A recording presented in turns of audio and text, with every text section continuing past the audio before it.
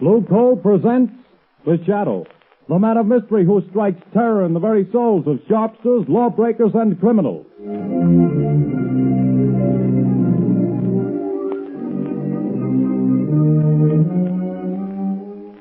Friends, there's no longer any need for you to rely on guesswork when it comes to buying fuel. Now you can get the best fuel for home use, and know it at a glance, too. For Blue Coal, the finest of Pennsylvania hard coal, is colored a harmless blue at the mines for your protection, so that you can identify it instantly. To be sure that the fuel you buy is a safe, healthy, economical fuel, get America's finest anthracite. Ask for Blue Coal by name. Order your supply tomorrow.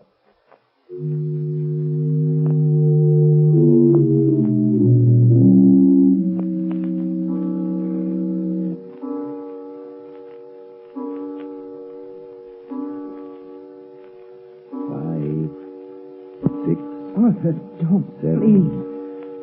8, 9. This is the hour, my dear. I can't stand it, I tell you. Always at 9 o'clock it comes. But if I hear that horrible thing again, I'll go crazy. Oh, this awful house. But it's quiet, my dear. Way out in the country like this, I can install my laboratory here as soon as I get around to it.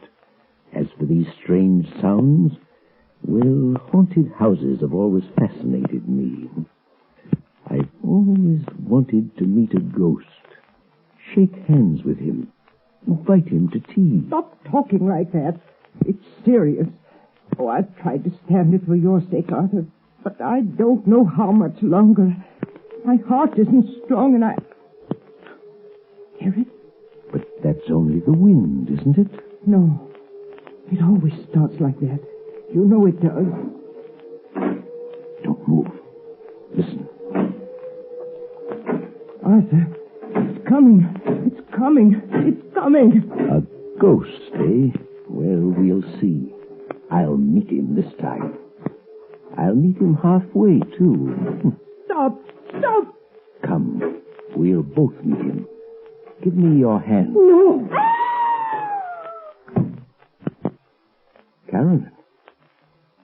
Carolyn, it stopped. Can't you hear me? Goodness me. Has the shock killed her? No, her heart still beats. She's only fainted again. Just pass out here.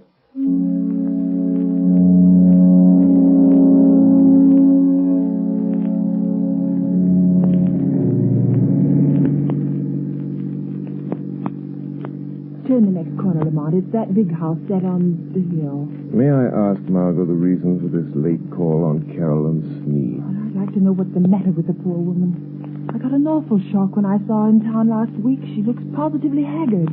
I never saw such a change come over a person. Married life may not agree with her. She was a spinster for close to 40 years, wasn't she? I know, but I think she was foolish. Carolyn has nearly $1 million in her own name. She didn't have to marry. Yes, but right now I'm not the shadow. Remember, I'm just your patient chauffeur, darling. Lamont Cranston, in need of a rest from my famous mystery man role. That last adventure took a lot out of me, you know. Well, a marriage problem is hardly as... Seriously, though, nobody knows anything about this man she married. He came into town 6 months ago, met Carolyn in some accidental manner at the county fair, and proceeded to rush her off her feet. I've met him only once, but I don't like his looks. Something sinister, I gather. Hence the shadow idea. Well, who is he anyway? Professor Arthur Sneed, I believe he calls himself. He has a small office in town where he's supposed to be working on inventions or something. Well, here we are. Well, usually pretty level-headed, Margot, but don't let your aversion for this man we're seeing be too apparent.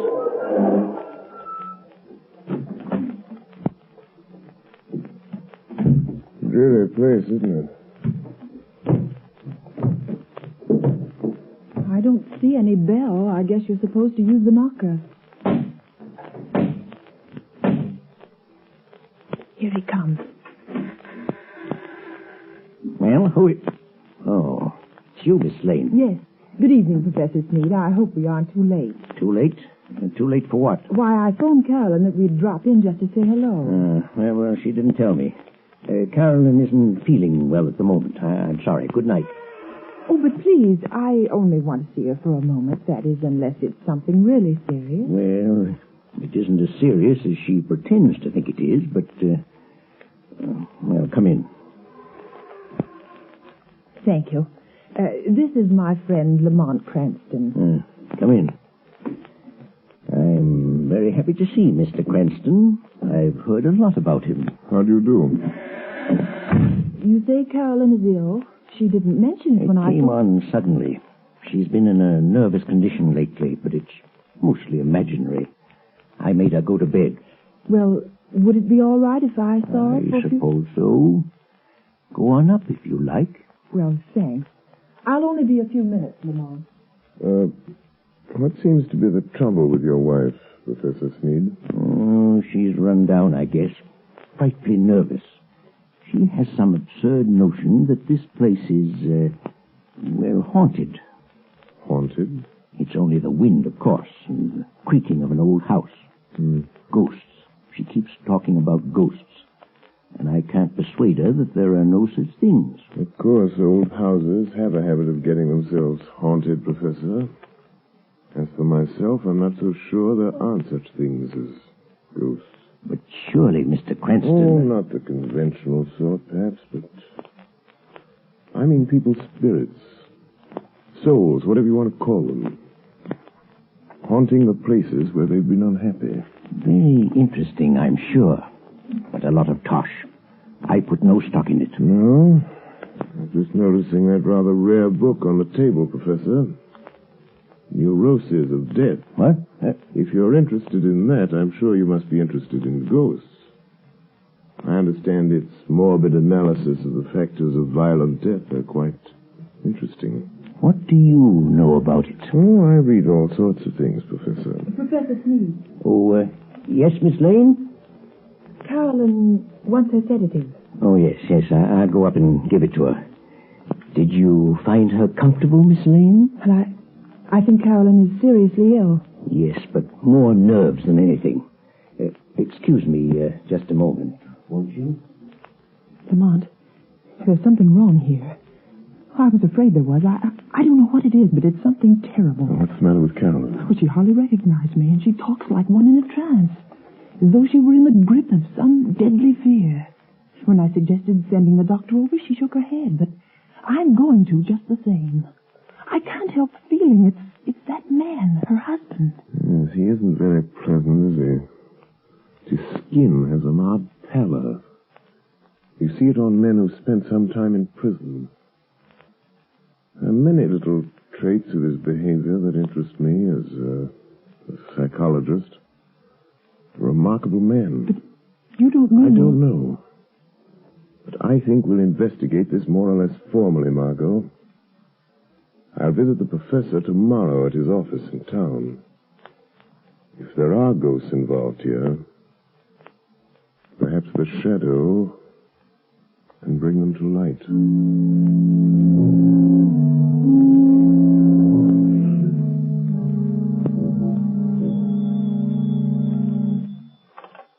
Hello? Yes, Carolyn. Well, don't worry, my dear. I'll leave the office here at 5, and I'll be home before 6. Yes, I understand. Goodbye, dear. Well, who is it?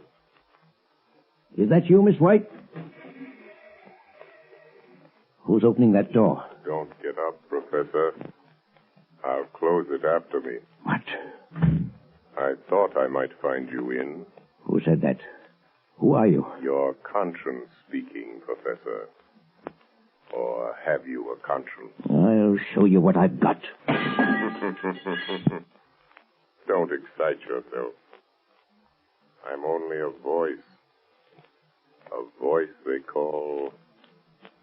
Professor, have you ever heard of the shadow? The shadow? Yes. You seem to have heard of me. What do you want? I've come to warn you, Sneed. Warn me? Warn me about what? I know what you're doing. What? And I know how it's going to end. The end is death. Death? I have something here I'll toss in your lap. There. Do you hear it? Why, you... Get out of here, I tell you. See it? Look. It's half of a playing card. The ace of spades. When you find the other half, that will be the end. Get out and leave me alone. All right, Sneed, I'll go, but don't forget. The shadow knows.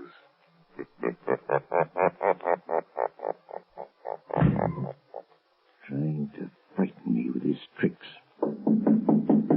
Oh, coming back, are you? Oh, it's you, Miss White. There are two gentlemen here to see you, Professor Sneed. Two gentlemen? Well, I'm not expecting... I guess you may remember us, Professor Sneed. Spike. Your old friends, Spike Collins and Mr. Wilson here. Yes, of course. Please take those circulars on your desk, Miss White, and mail them at the post office right away. Yes, sir. Lock that door, right? Okay. And what are you staring at, Sneed? We ain't ghosts. I thought you two were doing a stretch at Leavenworth. Yeah, we were. But we framed a getaway. And now we come to see an old pal. Well, now listen, Spike. I'd help you if I could. Nuts. But... We've been watching you, and we know your game. We ain't got no time to stall. This old dame you married has got plenty I of... don't know what you're driving at. Well, you'll know if we squawk about that dame you married out in Idaho that croaked without anybody knowing what was the matter with her. Cards on the table, Sneed. Is this one signed our money over to you? Yes. She fixed her will in my favor. Well, what are you doing to get it? Well, she has a weak heart, and... I know. Playing ghost and scaring her to death, eh? Well, that's too slow, Sneed. I got a better scheme. We break into the house, stage a burglary, see?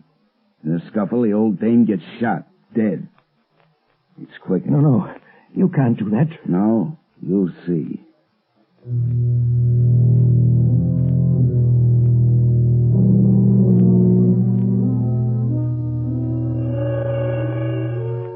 Spike Collins.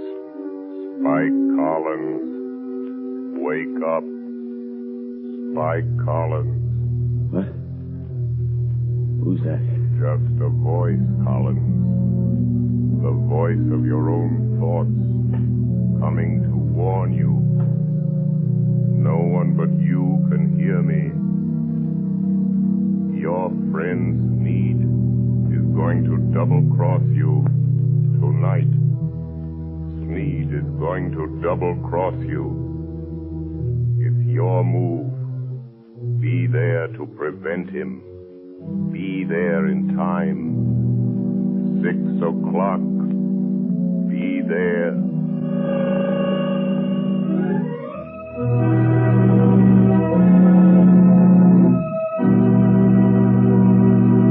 The Shadow will return in just a few moments.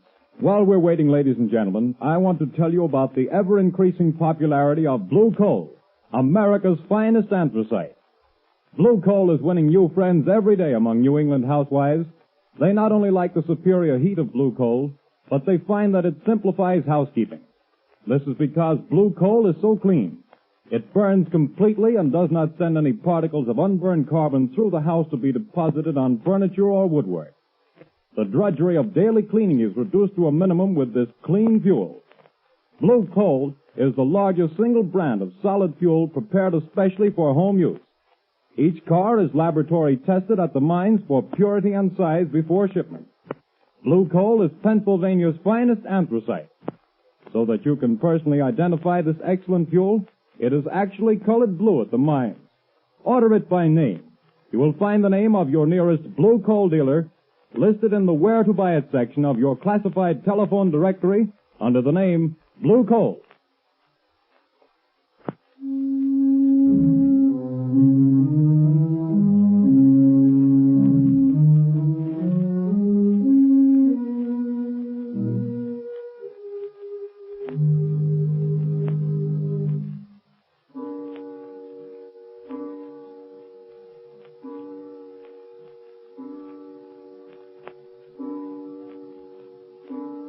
Are you comfortable in that chair, Carolyn? Yes, thank you, Margot, dear.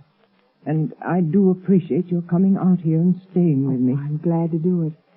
But it's 6 o'clock. Your husband ought to be coming home pretty soon, shouldn't he? He phoned just before you got here and said he was starting. He seemed very agitated.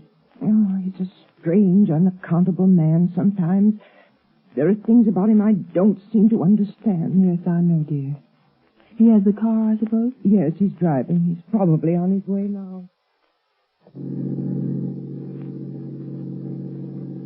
I've got to think. I've got to think of something. I know. We leave town. You're driving rather recklessly, Sneed. You again. I'm going to haunt you. Try to forget that I'm here in the rear seat. If it annoys you. No, don't look under the seat. If I could only see you, get my hands on you, I'd show you how much it annoys me. Shut up. I'm the voice of your conscience, Sneed. Perhaps you have a conscience. After all. I could choke that voice down your throat without any trouble to my conscience. If you only had the power of second sight, you could see me. That's an invaluable gift, Sneed. Being able to see things that other men can't. Some people call it mental telepathy. Some by other names. Remember, I can see the pictures you make in your mind. I told you about that. You can warn all you like. That's not evidence. Not in court.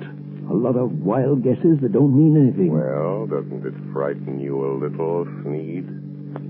I simply will you not to see me, and you don't. Careful. There's a truck coming down the road. Better sound your horn. Good Lord, the fool's taking up the whole road. It's going to hit you. Look out. It's gone. There wasn't any truck there. No. I willed you to see it. And you saw it. No truck at all.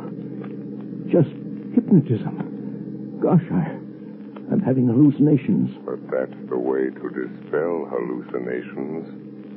Drive straight through them. Be careful. We're near your house. And this old mill road is tricky. What about it? Look, Sneed. There's a man in the road ahead of you. There is, eh? Really? Why, it looks like one of your two pals that called on you today. I knew he would be here, Sneed. Really? You're going to hit him if you don't watch out. More of your hallucinations. You think that I'll believe you again, don't you? Well, I won't. Look out. I hit him. This time, it was no hallucination, Sneed. He was in front of you.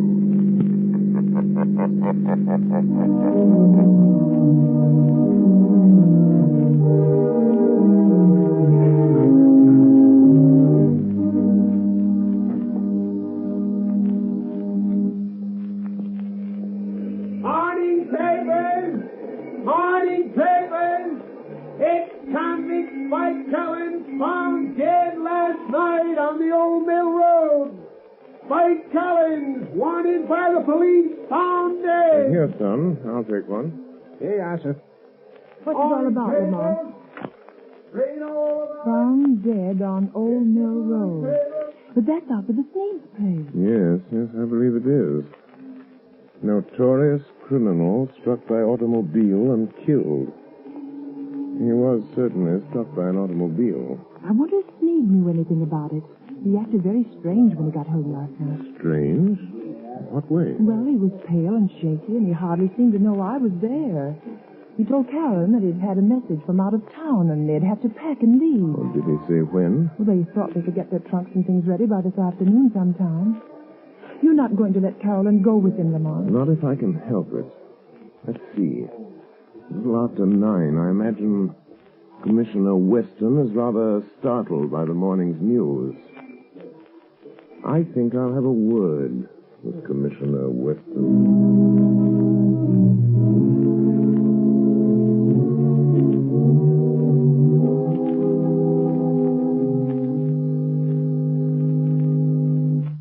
Weston. They're sending Collins' body into the morgue. You went out there this morning and checked all details, Captain? Yes, sir, I did. And whoever hit him certainly smashed him up good.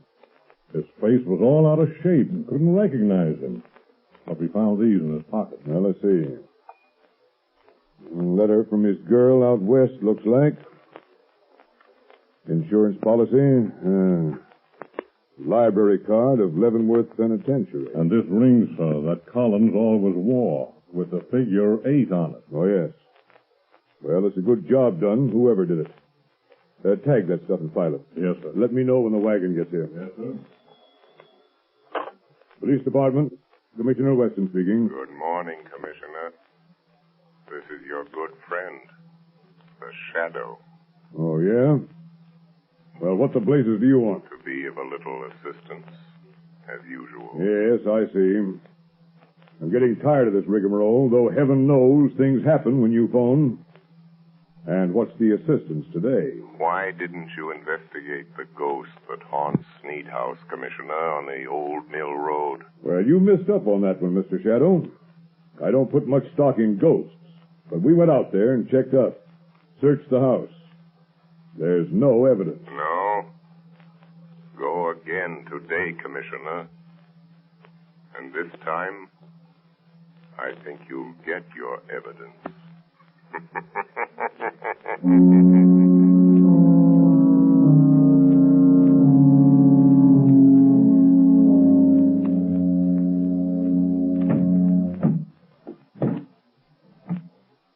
Is that the last drunk, Arthur? Yes. The expressman won't be here until 4. Another hour yet.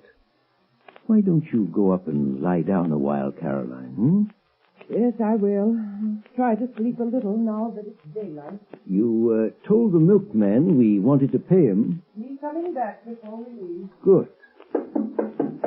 Well, that must be him now at the back door. Get back. Get back. What's the matter, Sneed? Think you're seeing a ghost?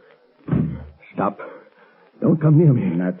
Snap out of it, will you? This is me, Spike Collins. You? Alive?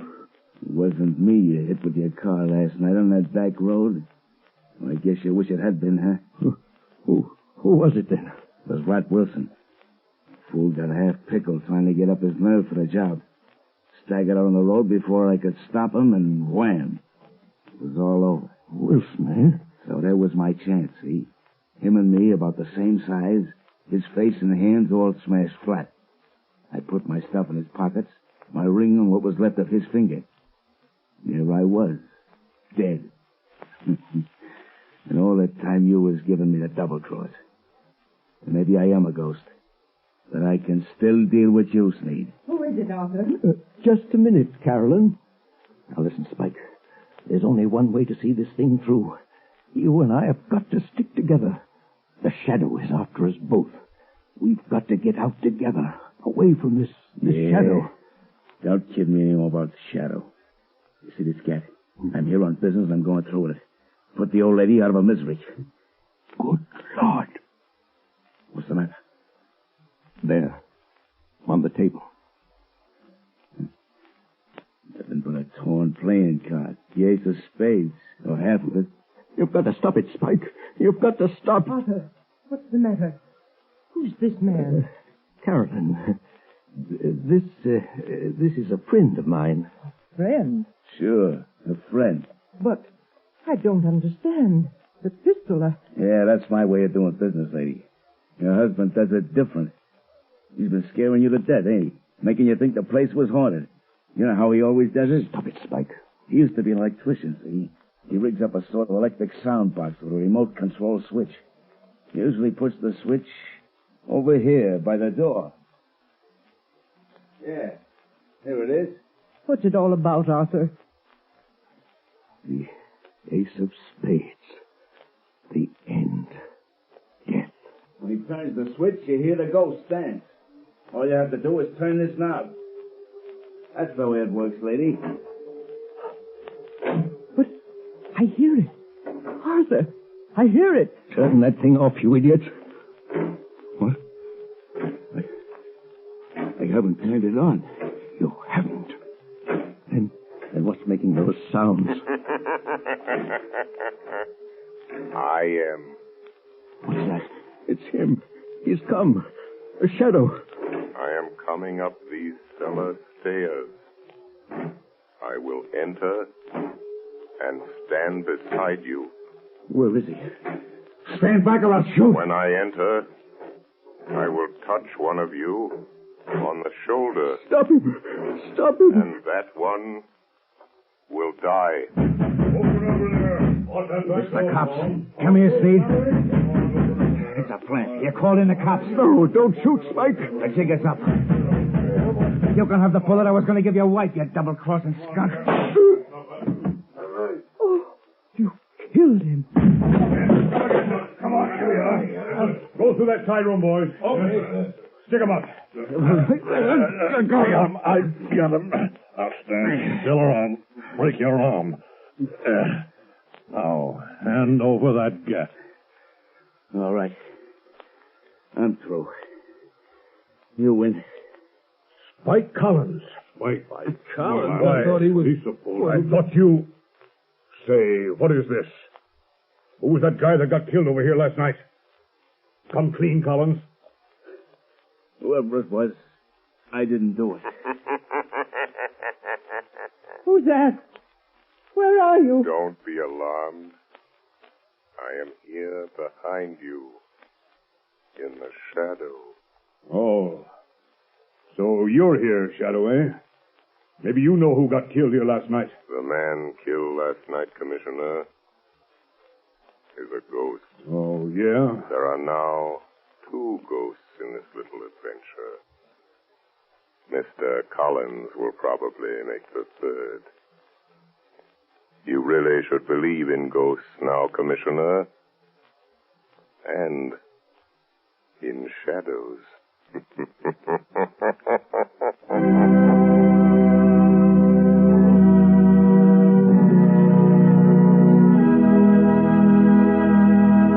And now, before today's adventure with the Shadow comes to a close, John Barclay, Blue Coal's own heating expert, is here to give us another of his practical talks on automatic heating. Ladies and gentlemen, Mr. Barclay. Good evening, friends. In former Sunday night talks of mine, I've shown you the importance of having the temperature of the home properly controlled with the Blue Coal automatic heat regulator. That is, in terms of health and convenience. Now, tonight, I'm going to give a third important reason for automatic heating: economy. Most authorities will tell you that the proper degree of heat in the home is 70 degrees. Naturally, you can't by hand keep your fire from giving off more than 70 degrees of heat, but the Blue Coal automatic heat regulator can and does. But here's how that saves you actual fuel dollars. Heating engineers have discovered that for every degree you raise the temperature above the desired 70 degrees, your fuel goes up in cost 1.5%. So you see, friends, by automatically shutting off that heat, that extra, wasteful, unhealthy heat regulator automatically saves on fuel costs. Why not investigate this Blue Coal heat regulator further? Ask your local Blue Coal dealer to give you a demonstration. The cost is only $18.95 plus a small charge for installation. You'll find it well worth every cent of that and more. Moreover, if you have any heating problems, discuss these also with your Blue Coal dealer. He is the best informed heating authority in your community, and assisted by his John Barclay trained serviceman, can, I'm sure, help you save money and have a more comfortable home this winter.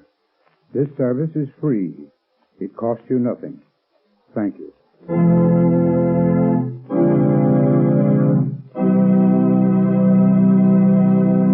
The Shadow adventure you have just heard is copyrighted by the Shadow magazine. The characters in this story are entirely fictitious. Any similarity to persons living or dead is purely coincidental.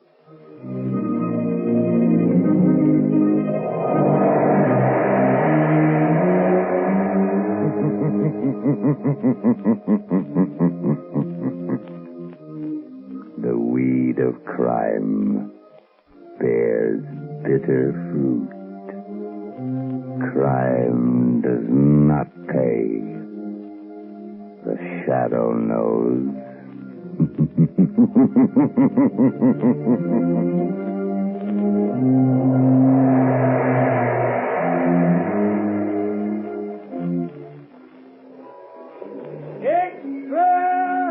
Extra! Hear all about it! Next week, same time, same station. The Shadow's latest adventure. Extra! Extra!